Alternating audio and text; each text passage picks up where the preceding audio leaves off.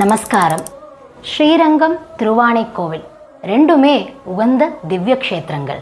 இதில் ஸ்ரீரங்கம் அரங்கன் திருக்கோவில் இருக்கும் வைஷ்ணவ சம்பிரதாயத்தின் முக்கிய ஸ்தானம். திருவானைக்கோவில் ஜம்புகேஸ்வரர் திருக்கோவில் இருக்கும் சைவ சாம்ராஜ்யம். இவ்விரண்டு க்ஷேத்திரங்களுக்கும் சம்பந்தப்பட்ட ஒரு இதிகாச அற்புதத்தை தான் இன்றைய நாள் அனுபவிக்க இருக்கிறோம். இது கிருஷ்ணதேவராயருடைய ஆளுமையில் நடந்த ஒரு சம்பவம். ஸ்ரீரங்க நகரவாசிகளுக்கும் திருவானைக்கோவில் நகரவாசிகளுக்கும் இடையே ஒரு கருத்து வேறுபாடு ஏற்பட்டது. எல்லை எது? ஸ்ரீரங்கத்திற்கும் திருவானைக்கோவிலிற்கும் இடையே இருக்கும் எல்லை எங்கு என்பதை தீர்மானம் செய்ய முடியாத நிலை அன்றைய நாள் இருந்தது. இந்த எல்லை பிணக்கு பிரச்சனை சூக்ஷ்மமானது என்று அறிந்தவர் கிருஷ்ணதேவராயர். அப்போ அவர் விஜயநகர சாம்ராஜ்யத்தின் ராஜகுருவான மகாமேதாவியான பிரஹ்லாதராஜரின் மறு அவதாரம் என்று பிரசித்தரான வியாசராஜ தீர்த்தரிடம் வந்தார். அங்கு வந்து இப்படி ஒரு பிரச்சனை இருக்கு, இதுக்கு நீங்க தான் தீர்வை அளிக்கணும்னு பிரார்த்தனை செய்தார்.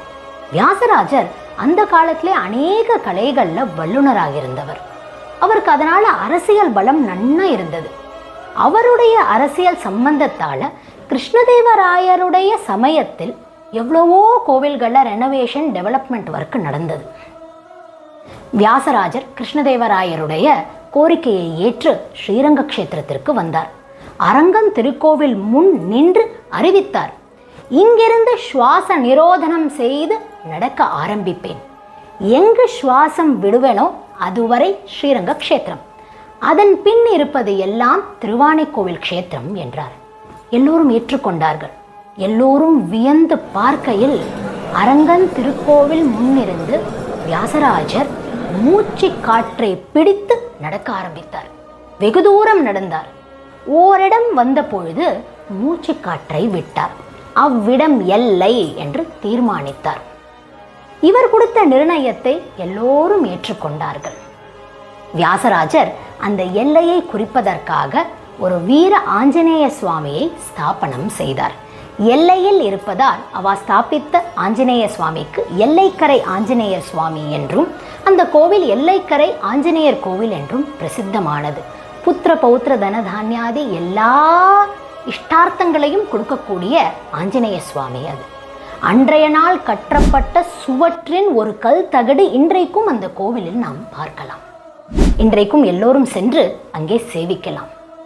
இப்படி ஒரு இதிகாச வியக்கும் நிகழ்வு அன்று நடந்தது.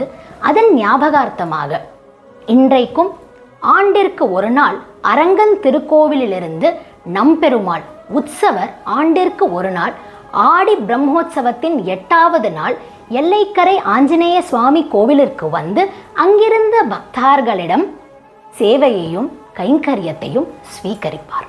வியாசராஜர் ஸ்ரீரங்கத்திற்கு வந்தது, வியாசராஜர் எல்லையை குறித்தது எல்லாம் கோவில் ஒழுகு நாளாகமத்தில் சொல்லப்பட்டிருக்கு. இப்படிப்பட்ட உகந்த சன்னிதானம் உள்ள ஆஞ்சநேய சுவாமியுடைய அனுகிரகத்தையும் அரங்கனுடைய அனுகிரகத்தையும் ஜம்புகேஸ்வரருடைய அனுகிரகத்தையும் பெறுவோம் என்று பிரார்த்தித்து முடிக்கிறேன். ஸ்ரீ வியாசராஜ மடத்தின் பீட்டாதிபதியான ஸ்ரீ பூஜ்ய ஸ்ரீ வித்யா ஸ்ரீஷ தீர்த்த சுவாமிகள் அவர் ஆதேசத்தில் அந்த தேவஸ்தானத்தின் ரினோவேஷன் ஒர்க் நன்னா நடந்து வந்துட்டுருக்கு. எல்லோரும் சென்று தரிசனம் செய்யலாம். பழமையையும் பாதுகாத்து புதுமை அம்சங்களையும் இன்றைக்கு பக்தர்களுக்கு தேவைப்படக்கூடிய அம்சங்களையும் அங்கே சேர்த்திருக்கின்றனர். இன்னும் விசேஷமாக தேவஸ்தானத்தின் அருகில், கோவிலின் அருகில் ஒரு பெரிய ஆர்ச் ஸ்தாபனம் செய்யப்பட்டுள்ளது. இந்த ஆர்ச்சுடைய மகத்துவம் என்ன என்றால், இந்த ஆர்ச் அன்றைய சம்பவத்தின் ஒரு ஞாபகார்த்தமாக ஸ்தாபனம் செய்யப்பட்டுள்ளது. இந்த ஆர்ச்சில் வைஷ்ணவ சின்னங்கள், சைவ சின்னங்கள் இரண்டும் பதிவு செய்யப்பட்டுள்ளது.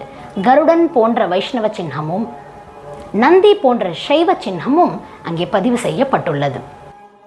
ஸ்ரீகிருஷ்ணார்ப்பணமஸ்து.